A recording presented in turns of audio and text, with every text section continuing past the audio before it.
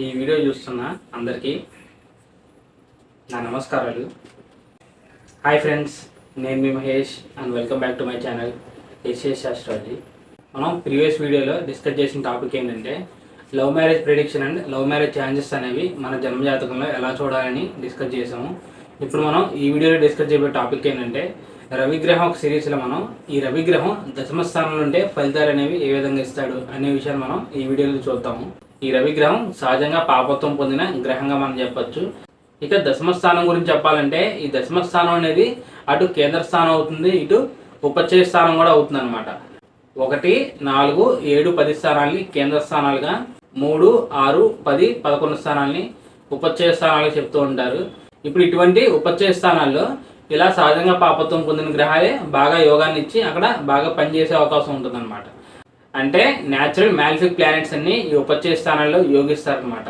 శని అవ్వచ్చు, రాహు అవ్వచ్చు, కుజుడు అవ్వచ్చు, కేతు అవ్వచ్చు, వీళ్ళందరూ ఎక్కువ శాతం ఉపచయ స్థానాల్లో పాజిటివ్గానే పనిచేసే అవకాశం ఉంటుంది.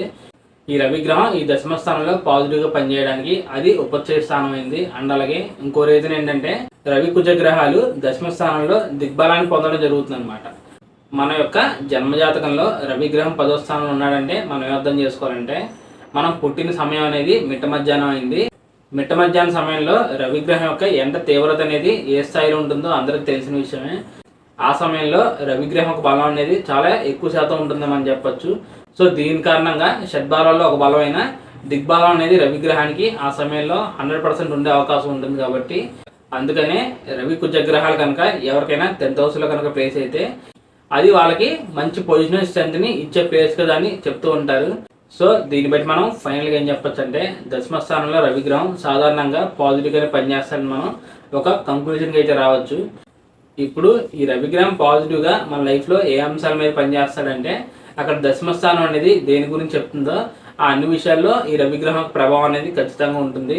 సో ఆ విషయాల్లో ఈ రవిగ్రహం యొక్క మహర్దశలు అవ్వచ్చు, అంతర్దశలు అవ్వచ్చు, ఇవి వచ్చినప్పుడు మనకి రిజల్ట్స్ అనేవి పాజిటివ్గా కనిపించే అవకాశం ఉంటుందన్నమాట. దశమ స్థానం అనేది మనం చేసే కర్మ గురించి ఇండికేట్ చేయడం జరుగుతుంది. అంటే ఆ పర్సన్ జాబ్ చేస్తే జాబ్ని ఇండికేట్ చేస్తుంది, ఒకవేళ బిజినెస్ చేసినట్లయితే బిజినెస్ ఇండికేట్ చేస్తుంది మనం చెప్పొచ్చు. ఇటువంటి స్థానంలో కనుక రవిగ్రహం ఉన్నట్లయితే సాధారణంగా రవిగ్రహం ఏ భావంలో అయితే ఉంటాడో ఆ భావాన్ని కంప్లీట్గా డామినేట్ చేయడానికి ప్రయత్నం చేస్తాడని మనం చెప్పొచ్చు. ఈ విధంగా ఉద్యోగానికి సంబంధించిన భావంలో రవిగ్రహం ఉండడం వల్ల ఆ ఉద్యోగ స్థానాన్ని ఈ రవిగ్రహం డామినేట్ చేయడానికి ప్రయత్నం చేస్తాడనమాట.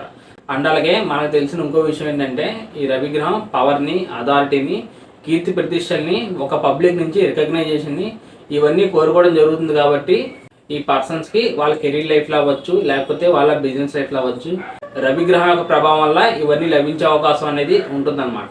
ఈ ఉపచయ స్థానంలో ఉన్న గ్రహాలు ఏ విధంగా పనిచేస్తాయంటే టైం అనేది పెరిగే కొద్దీ ఆ భావానికి సంబంధించిన విషయాల్లో గ్రోత్ను కూడా పెంచేదానికి ప్రయత్నం చేస్తూ ఉంటాయని మనం చెప్పొచ్చు. దీని కారణంగా ఈ పర్సన్స్ వాళ్ళు చేసే ప్రొఫెషన్లో స్టార్టింగ్లో కొద్దిగా డిఫికల్టీస్ని ఫేస్ చేసినప్పటికీ టైం పెరిగే కొద్దీ వాళ్ళ ఒక కెరీర్లో అవ్వచ్చు, లేకపోతే బిజినెస్లో అవ్వచ్చు, గ్రోత్ అనేది కూడా ఆ విధంగానే ఇంక్రీజ్ అయ్యేదానికి అవకాశం ఉంటుందన్నమాట. మొత్తానికి కెరీర్లో ఈ పర్సన్ సెటిల్ అయిన కొన్ని ఇయర్స్ తర్వాత వీళ్ళు చేసే ఉద్యోగ రంగంలో ఒక ఉన్నత స్థానానికి వెళ్తారని చెప్పడంలో ఏమాత్రం సందేహం లేదని చెప్పొచ్చు అనమాట. వీళ్ళు చేసే పనిలో వీళ్ళకి ముందుగా మంచి లీడర్షిప్ స్కిల్స్ అనేవి ఉంటాయని మనం చెప్పొచ్చు. సో దాని ద్వారా వీళ్ళ కింద పనిచేసే ఎంప్లాయీస్కి ఒక మంచి లీడర్గా ఉంటూ ఈ పర్సన్స్ పట్ల వాళ్ళకి ఒక ప్రత్యేకమైన గుర్తింపు అనేది లభించే అవకాశం ఉంటుందన్నమాట. రవిగ్రహాన్ని మనం ఆత్మకారకుడిగా, పితృకారకుడిగా తీసుకుంటాము. ఇలా స్వయంగా ఆత్మకారకుడి వెళ్ళి అక్కడ దశమ స్థానంలో ఉండడం వల్ల ఈ పర్సన్స్కి ఓన్గా కెరీర్ విషయంలో నేను ఎలాగైనా గొప్ప స్థానానికి ఎదగాలనే ఒక స్ట్రాంగ్ బర్నింగ్ డిజైర్ అనేది ఆటోమేటికల్గా క్రియేట్ అయ్యేదానికి అవకాశం ఉంటుంది. దీనికి తోడు ఈ రవిగ్రహాన్ని మనం పితృకారకుడిగా కూడా తీసుకోవడం జరుగుతుంది. కాబట్టి వీళ్ళకి సంబంధించిన కెరీర్ విషయంలో మంచి గైడెన్స్ అవ్వచ్చు, సపోర్ట్ అవ్వచ్చు, వీళ్ళ ఫాదర్ నుంచి వీళ్ళకి లభించే అవకాశం ఉంటుందన్నమాట. ఈ విధంగా రవిగ్రహం మన యొక్క కెరీర్ లైఫ్లో పాజిటివ్గా రిజల్ట్స్ అనేవి ఇవ్వాలంటే అక్కడ దశమ స్థానంలో ఉన్న రవిగ్రహం బలంగా ఎటువంటి పాపగ్రహాల యొక్క ప్రభావం లేకుండా ఉంటే, అండ్ అలాగే అన్నిటికన్నా ముఖ్యంగా మన లగ్నానికి శుభుడుగా ఉంటే ఇలా డైరెక్ట్గా రిజల్ట్స్ అనేవి పాజిటివ్గా వచ్చే అవకాశం ఉంటాయి. ఒకవేళ అలా కాకుండా మన లగ్నానికి ఈ రవిగ్రహం పాప అయ్యి దశమ స్థానంలో ఉంటే మరి ఇచ్చే ఫలితాలు అనేవి ఆపోజిట్గా ఉంటాయంటే ఆ విధంగా అయితే ఉండవు. కానీ మన ప్రొఫెషనల్ లైఫ్లో ఎక్కువగా ఈగోయిస్టిక్ బిహేవియర్ని మనం చూపించేలాగా ఈ రవిగ్రహం చేస్తాడని మనం చెప్పొచ్చు అనమాట. అంటే ఈ పర్సన్స్ అనేవాళ్ళు ఏ విధంగా ఉండే అవకాశం ఉంటుందంటే, నా కింద చాలామంది పనిచేస్తున్నారు, నాకన్నా గొప్పవారు ఎవరు లేరు, నేను లేకుండా ఈ కంపెనీ అనేది ముందుకెళ్ళదు అని ఈ విధంగా ఎక్కువగా అహంకారంగా గర్వంగా ఒక ఈగోయిస్టిక్ బిహేవియర్ ఆ పర్సన్స్లో ఉండే అవకాశం ఉంటుంది. సో దానివల్ల ఏమవుతుందంటే ఈ పర్సన్స్ అనేవాళ్ళు వాళ్ళ కెరీర్లో ఒక మంచి పొజిషన్లో ఉన్నప్పటికీ 10 మంది నుంచి వచ్చే రికగ్నైజేషన్ అనేది నెగిటివ్గా ఉండేదానికి అవకాశం ఉంటుందన్నమాట. అంటే వీళ్ళ కింద స్థాయిలో పనిచేసే ఎంప్లాయీస్ అవ్వచ్చు, లేకపోతే వీళ్ళకి తెలిసిన దగ్గర వ్యక్తులు అవ్వచ్చు, ఈ పర్సన్స్కి గర్వం అహంకారం అనేది చాలా ఎక్కువ అని ఈ విధంగా వీళ్ళ గురించి నెగిటివ్గా అనుకునేదానికి కూడా అవకాశం ఉంటుందన్నమాట. దీన్ని బట్టి మనం ఫైనల్గా ఏం చెప్పచ్చు అంటే, గురుపాలత లగ్నాల వారికి రవిగ్రహం శుభుడవుతాడు కాబట్టి, సో ఆ లగ్నాల వారికి కనుక దశమస్థానంలో రవిగ్రహం ఉంటే అద్భుతంగా యోగాన్ని ఇస్తాడం అని చెప్పచ్చు. అలా కాకుండా శనిపాలత లగ్నాల వారికి కనుక దశమస్థానంలో రవిగ్రహం ఉంటే ఏ విధంగా ఉంటుంది అనే విషయాన్ని మనం ఒక ఎగ్జాంపుల్ తీసుకుని పరిశీలించే ప్రయత్నం చేద్దాము. మనం ఏం చేద్దామంటే మకర లగ్నాన్ని ఎగ్జాంపుల్గా తీసుకుందాము. ఎందుకంటే మకర లగ్నానికి దశమస్థానంలో రవిగ్రహం ఉన్నట్లయితే అక్కడ రవిగ్రహానికి అష్టమాధిపత్యం వచ్చి నీచ స్థానంలో పడడం జరుగుతుంది. ఎందుకంటే దశమస్థానం అనేది తులారాశి అవుతుంది. ఆ తులారాశిలో రవిగ్రహం నీచ స్థితిని పొందడం జరుగుతుంది. కాబట్టి మనం ఈ ఎగ్జాంపుల్ని తీసుకుందాము. ఇప్పుడు మనం ఏ విధంగా అనాలిసిస్ అనేది చేయాలంటే, అక్కడ రవిగ్రహం దశమస్థానంలో ఉన్నాడు కాబట్టి రవిగ్రహానికి అక్కడ దిగ్బలం వచ్చిందని మనం చెప్పచ్చు.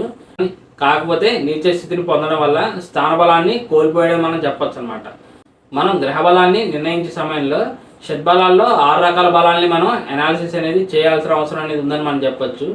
అలా కాకుండా మనం సింపుల్గా రవి దశమంలో ఉన్నాడు కాబట్టి సో ఖచ్చితంగా పాజిటివ్గా పనిచేస్తాడు అని చెప్పడానికి అయితే లేదు. ఎందుకంటే అక్కడ దశమ స్థానంలో రవిగ్రహానికి షడ్బలాల్లో ఒక బలమైన ఓన్లీ దిగ్బలం మాత్రమే వచ్చింది. మరి మిగిలిన 5 బలాలు కూడా ఉంటేనే ఆ గ్రహం అనేది అక్కడ కంప్లీట్గా బలంగా ఉందని మనం అర్థం చేసుకోవాలన్నమాట.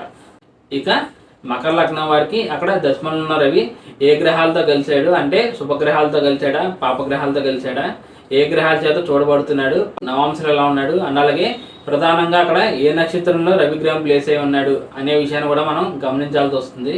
ఇక్కడ మనం తీసుకున్న ఎగ్జాంపుల్లో ఆ దశమ స్థానం అనేది తులారాశి అయింది. ఇప్పుడు ఈ తులారాశిలో ఉండే నక్షత్రాలు ఏంటంటే చిత్త, స్వాతి, విశాఖ.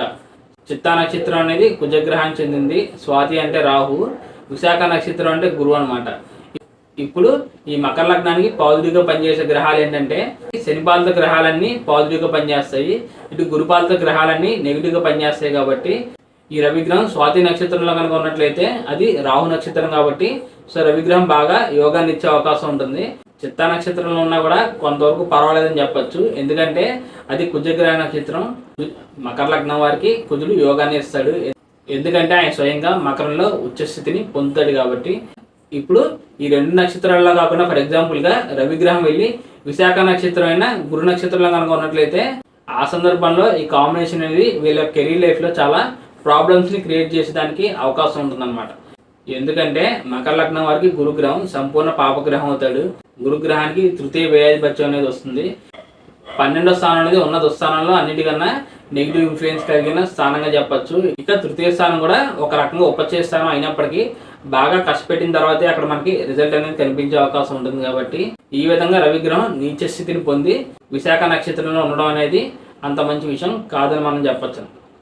అక్కడ విశాఖ నక్షత్రంలో ఉన్నా కూడా రవిగ్రహం యోగించాలంటే గురుగ్రహం ప్లేస్మెంట్ అనేది పాజిటివ్గా కనుక ఉన్నట్లయితే ఆ సందర్భంలో కూడా రవిగ్రహం పాజిటివ్గానే పనిచేసేదానికి అవకాశం ఉంటుంది.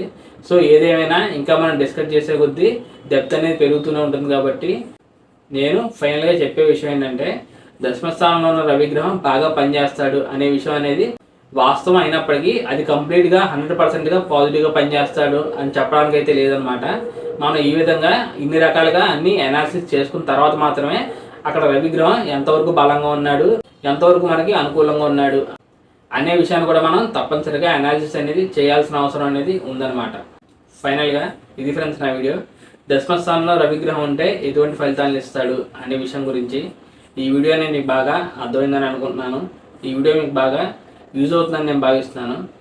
నా సైడ్ నుంచి చిన్న రిక్వెస్ట్ ఏంటంటే ఇప్పటిదాకా ఎవరైనా ఫస్ట్ టైం కనుక నా ఛానల్ చూస్తున్నా లేకపోతే ఈ వీడియో చూస్తున్నా ఇందులో ఉన్న ఇన్ఫర్మేషన్ కనుక మీకు నచ్చినట్లయితే తప్పకుండా నా ఛానల్ని సబ్స్క్రైబ్ చేసి నాకు సపోర్ట్ చేస్తారని నేను ఆశిస్తున్నాను. ఇంకా ఈ ప్లేస్మెంట్కి సంబంధించి మీకు ఏదైనా డౌట్స్ కనుక ఉన్నట్లయితే తప్పకుండా కమెంట్ చేయడానికి ప్రయత్నం చేయండి. ఇక చివరిగా ఎవరికైనా పర్సనల్గా కనుక కన్సల్టేషన్ తీసుకోవాలి అనే ఉద్దేశం కనుక ఉన్నట్లయితే స్క్రీన్ మీద కనిపిస్తున్న నెంబర్కి వాట్సాప్ కాల్ చేయడానికి ప్రయత్నం చేయండి. నేను వచ్చే అప్కమింగ్ వీడియోలో మరో ఇంట్రెస్టింగ్ వీడియోతో మీ ముందుకు వచ్చే ప్రయత్నం అనేది ఖచ్చితంగా చేస్తాను. అప్పటి వరకు bye friends, see you very soon.